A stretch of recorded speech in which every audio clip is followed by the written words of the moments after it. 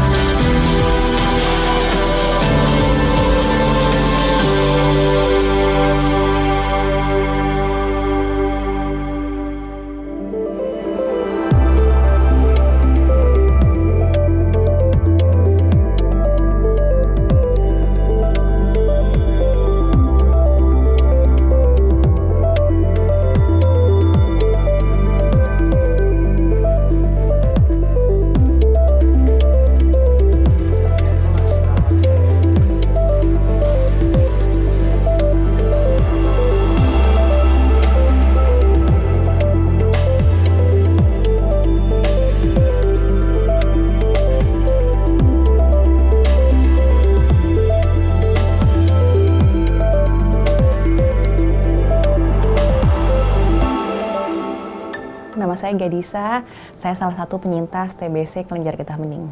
Waktu 2017-2018, aku kerja konsultan komunikasi di proyek Kota Tanpa Kumuh. Waktu itu saya diminta untuk membuat sebuah video feature untuk menampilkan keseharian warga pemukiman kumuh. Ada salah satu keluarga yang kami minta untuk ikut dalam video dokumen tersebut, dan mereka suami istri adalah pasien TBC paru-paru. Kami nggak pakai masker.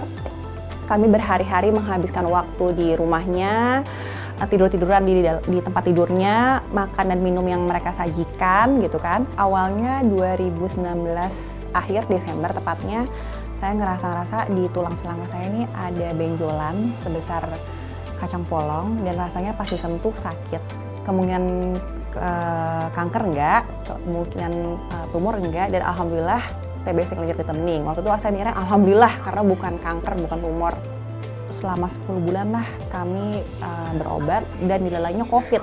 Tapi dilalainya ternyata itu ngebantu yang harusnya kalau penyakit TBC itu kan mungkin masih stigmanya kan negatif ya, orang-orang takut ya sama TBC. Tapi karena COVID, jadi orang-orang pada nggak mau keluar kemana-mana.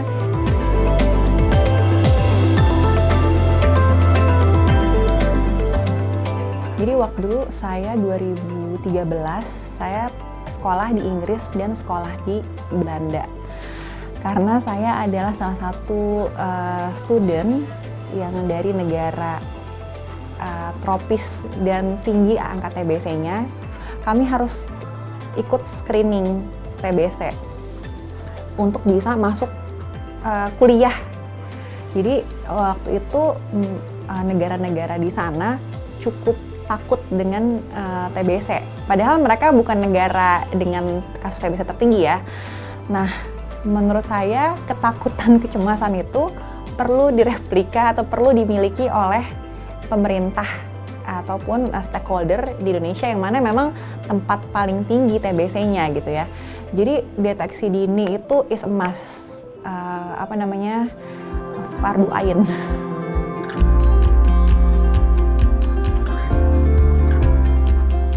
Perkenalkan, saya Mafia Bramania, saya penyintas TBC usus. Dulu tuh saya suka makan makanan yang mecin, yang daging panggangan. Jadi awal mulai saya sakit perut di sebelah kanan. Nah, awalnya saya ngira mah. Ternyata kalau mah itu di sebelah kiri. Jadi pas di sebelah kanan itu ternyata kata teman saya yang dokter itu usus buntu. Kalau misalnya TBC paru kan kurus atau batuk-batuk ya. Kalau TBC usus sih nggak ada efek yang saya rasain sih. Paling cuma waktu pas sebelum operasi sakit perut aja. Jadi waktu itu perut saya itu sempat bolong, sempat ada infeksi juga. Jadinya saya sempat dijahit 2 kali. Jadi pas sempat bolong itu saya jahit 2 kali. Sekarang ini sudah kering sih perut saya, udah tutup kembali. Itu awal-awal itu saya paling nggak suka minum obatnya pahit banget. Jadi sebenarnya saya minum obatnya harus sedikit terus. Seperti itu sih kendalanya sih. Awalnya emang kayak nangis-nangis nggak mau minum obat karena pahit banget. Tapi setelah kalau misalnya kasih tahu sama dokter kalau harus minum obatnya rutin, jadi emang harus wajib minum obat sih biar sembuh.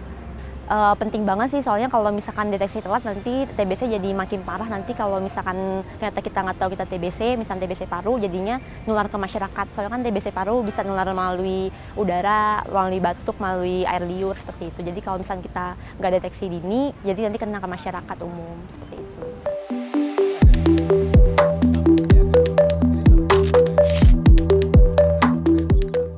Maret tahun 1882, sudah berapa 100 lebih tahun yang lalu, itu kuman tuberkulosis ditemukan oleh orang yang namanya Robert Koch. Dia mempublikasikan hasilnya pada 24 Maret 1882 dan sejak itu kumannya sudah ditemukan, kemudian obatnya ditemukan, dan sampai sekarang tuberkulosis masih menjadi masalah di berbagai belahan dunia termasuk di Indonesia. Yang paling sering ditemukan atau yang sering kali dijadikan patokan adalah batuk berdahak 2 atau 3 minggu atau lebih. Tentu saja tidak semua orang batuk berdahak 2-3 minggu atau lebih itu tuberkulosis, belum tentu.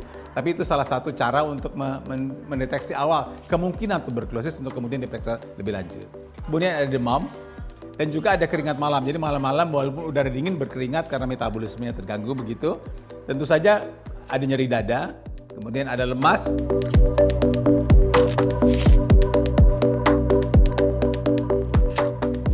Itu karena memang komitmen politik dari orang paling atas itu penting ya, supaya di bawah bisa berjalan bersama-sama. Kemudian Presiden Prabowo kan punya Astacita. Nah, dalam Astacita itu ada yang disebutkan oleh Presiden ini sebagai quick win. Salah satu quick win itu juga tentang pengendalian tuberkulosis. Jadi dari sisi itu kita beruntung ya, artinya ada komitmen dari tingkat yang paling tinggi di Republik ini, sehingga itu tinggal diteruskan di bawah supaya program bisa benar-benar berjalan sehingga angka ini bisa dikendalikan dengan baik. Adapun akronim dari inovasi hantu mesra itu, kalau kita tahu kan hantu itu kan menyerangkan. Nah, dengan ini kita turun seolah-olah kita ini yang menangkap mereka, tetapi kita mesra. Nah, jadi kita turun sebagai hantu, tapi hantunya hantu penyayang. Akhirnya masyarakat mau. Saya demi kebaikan keluarga saya, yang namanya TB itu kan penyakit menular. Nah, kalau saya terus mengadakan tidak mau berobat, lantas saya parah, otomatis adik-adik saya, tetangga saya, keluarga saya kena. Makanya saya berobat. Saya ingin sembuh. Itu aja.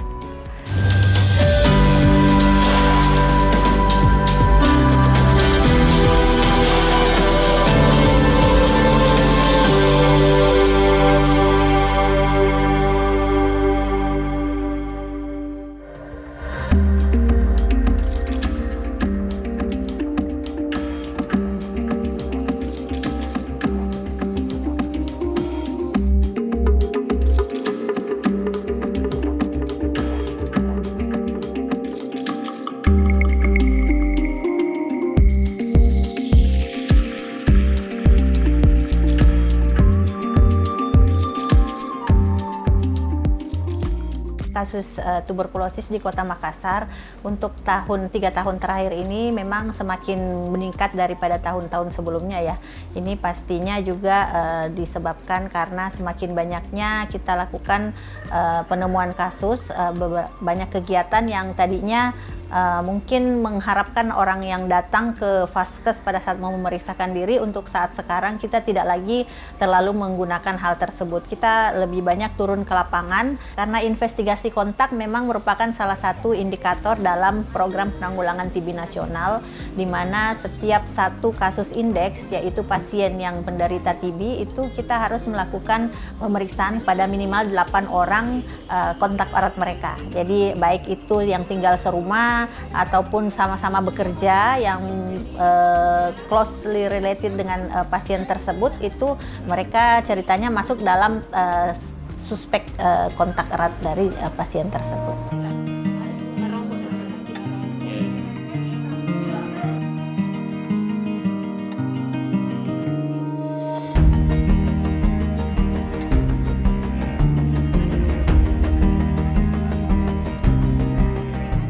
Pengalaman di tahun sebelumnya ketika kami melakukan kegiatan penemuan kasus yang seperti biasa kami mengandalkan kader untuk mengunjungi rumah-rumah orang yang berisiko untuk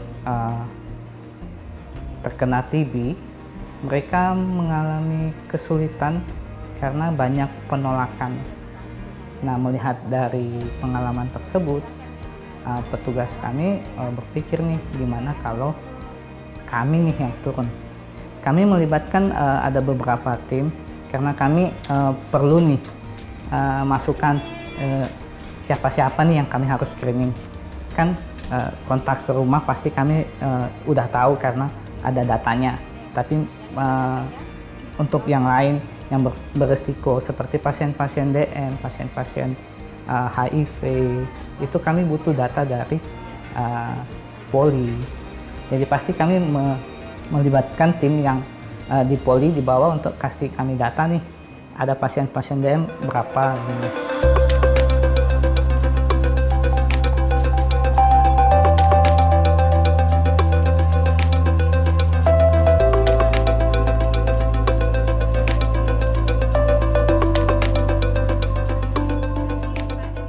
Hantu mesra ini adalah hantu tuberkulosis dengan mengetuk sayang rumah warga. Dan sayang itu betul-betul kami sayang, Mbak. Jadi kami mengetuk rumahnya, Assalamualaikum, terus kami masuk dengan sentuhan, betul-betul menyentuh masyarakatnya. Adapun akronim dari inovasi hantu mesra itu, kalau kita tahu kan hantu itu kan menyerangkan. Nah, dengan ini kita turun, seolah-olah kita ini yang menangkap mereka, tetapi kita mesra. Nah, jadi kita turun sebagai hantu, tapi hantunya hantu penyayang. Akhirnya masyarakat mau, oh iya Bu, saya mau, karena untuk kesehatan saya sendiri. Jadi kalau tindak lanjut dari inovasi kami ini, jadi pada saat kita mengambil dahaknya, nah itu langsung dibawa ke laboratorium, Mbak. Di laboratorium itu dia paling cepat 1 hari, besoknya itu sudah ada hasil. Dan paling lambat dia 24 jam. Kalau sudah ada hasilnya dan ketahuan bahwa pasien tersebut positif, kita langsung menghubungi, karena kan ada kontak personnya. Kita langsung menghubungi supaya pasien itu datang ke puskesmas untuk ditindaklanjuti, karena kita tidak langsung pengobatan, Mbak. Kita lakukan dulu penimbangan berat badan, kemudian kita edukasi kembali sudah berapa lama dia bergejala. Nah, setelah itu baru kita lakukan pengobatan.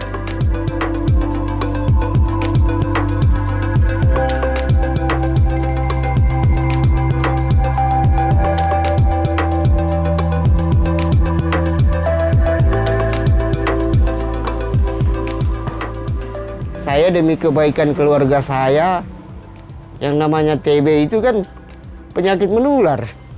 Nah, kalau saya terus mengadakan tidak mau berobat, lantas saya parah, otomatis adik-adik saya, tetangga saya, keluarga saya kena.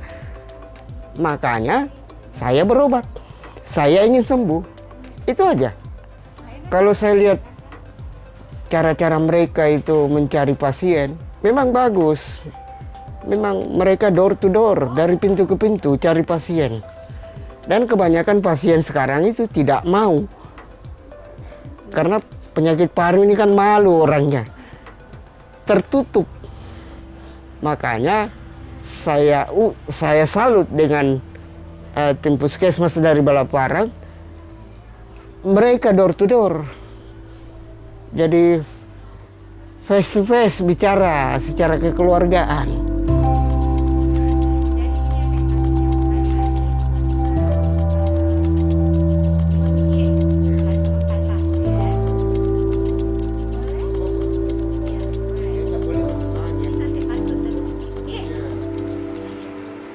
Kadang mereka tidak ada jadwal, tiba-tiba muncul di rumah. Saya kaget-kaget, Ada apa lagi? Kunjungan mendadak. Iya, iya.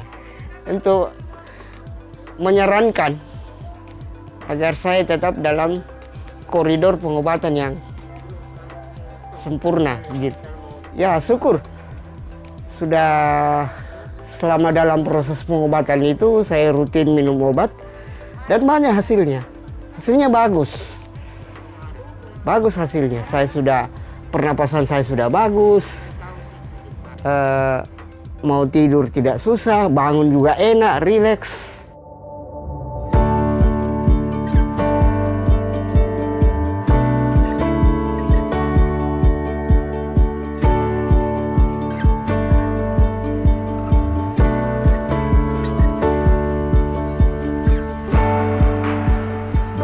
Kita ada namanya inovasi lidah mertua. Lidah mertua ini memang kita tanam gitu kan, artinya untuk kita berikan ke rumah-rumah pasien TB yang memang secara cahayanya kurang dan sebagainya, lembab. Jadi eliminasi itu bisa terjadi kalau semua orang yang sakit itu kita temukan, kita obati sehingga mereka sembuh dan tidak menularkan penyakitnya. Jadi sumber penularannya harus kita hilangkan kan. Itu bisa dicapai dengan program screening yang masif.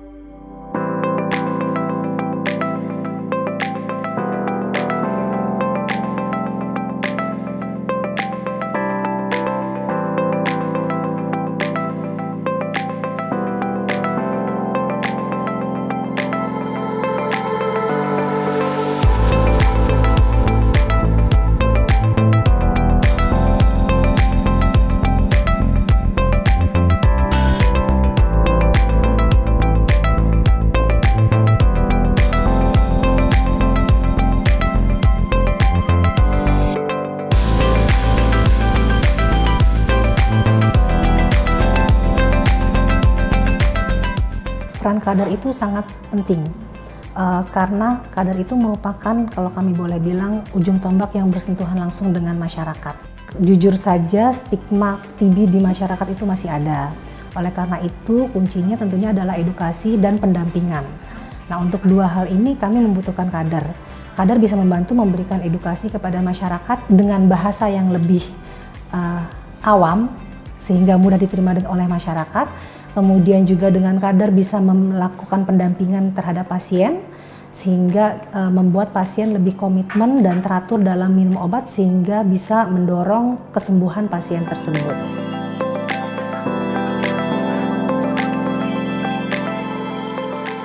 Jadi sebelum terbentuknya KST, Kampung Siaga TB ini, Puskesmas mengalami kesulitan dikarenakan masih banyaknya pasien mangkir.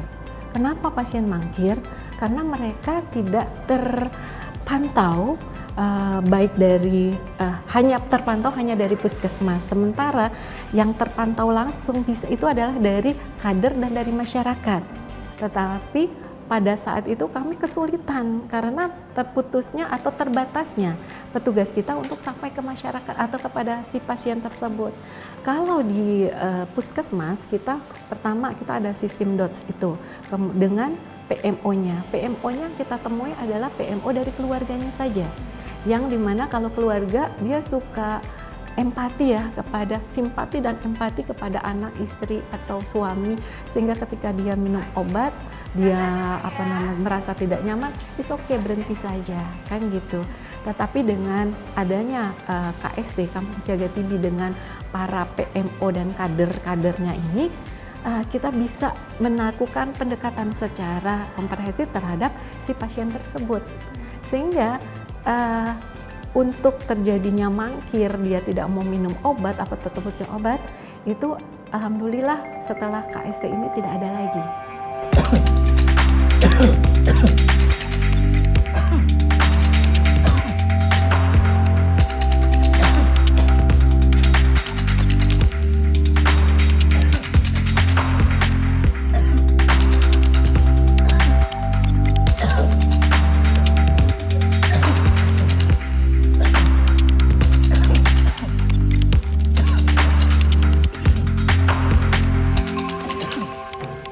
Nah, TOS itu untuk mendata semua warga yang memang mereka itu batuknya selama 2 minggu berturut-turut gitu. Mereka akan isi online bagi form. Jadi kalau ada RT maupun warga yang ingin memberikan surat keterangan, baik surat keterangan domisili, terus juga ahli waris maupun surat tanah, mereka wajib isi TOS. Nah, dari TOS ini men-screening nih mana warga-warga yang memang batuk selama 2 minggu berturut-turut.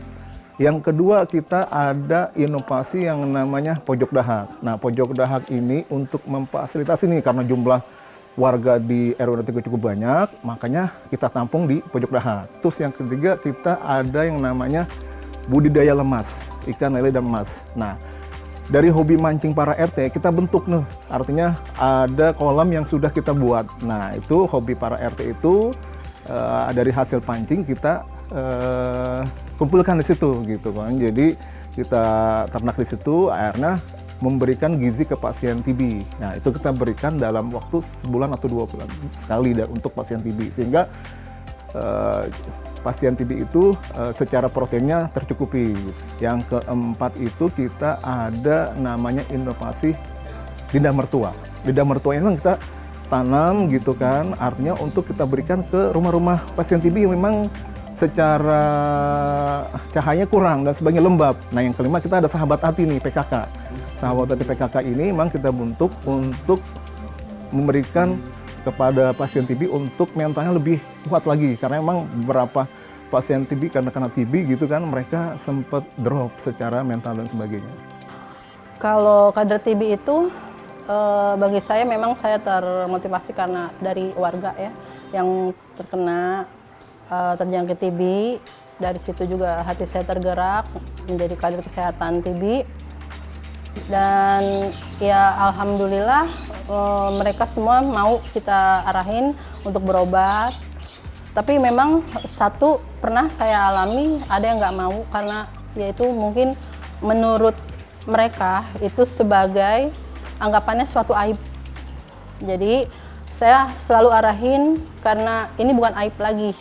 Dan ini harus diputuskan mata rantainya agar tidak terjangkit ke warga yang lain. Waktu itu saya pernah di RT 15, ada warga yang terkena TB itu. Jadi warga si pasien ini sudah nggak semangat hidup. Jadi dia udah nggak mau bangkit dan dia juga bahkan mau bunuh diri waktu itu. Terus akhirnya dengan kedatangan kita beri semangat, jangan sampai Bapak itu gara-gara hanya penyakit, Bapak jadi putus semuanya gitu. Karena dia bilang nggak pernah bisa kerja, udah gitu sakitnya nggak kunjung sembuh. Tapi alhamdulillah dengan berkat kita nih kader dan tim, ya alhamdulillah sampai sekarang Bapak itu masih berjalan dan alhamdulillah sudah sembuh dari penyakit TB.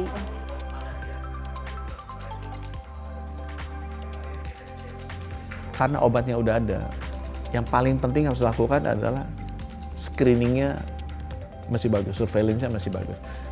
Jadi kita harus temukan sebanyak-banyaknya secepat mungkin. Karena kalau udah ketemu, diobati, orang ini nggak menularkan, itu akan membuat tingkat penyakitnya turun. Jadi eliminasi itu bisa terjadi kalau semua orang yang sakit itu kita temukan, kita obati sehingga mereka sembuh dan tidak menularkan penyakitnya.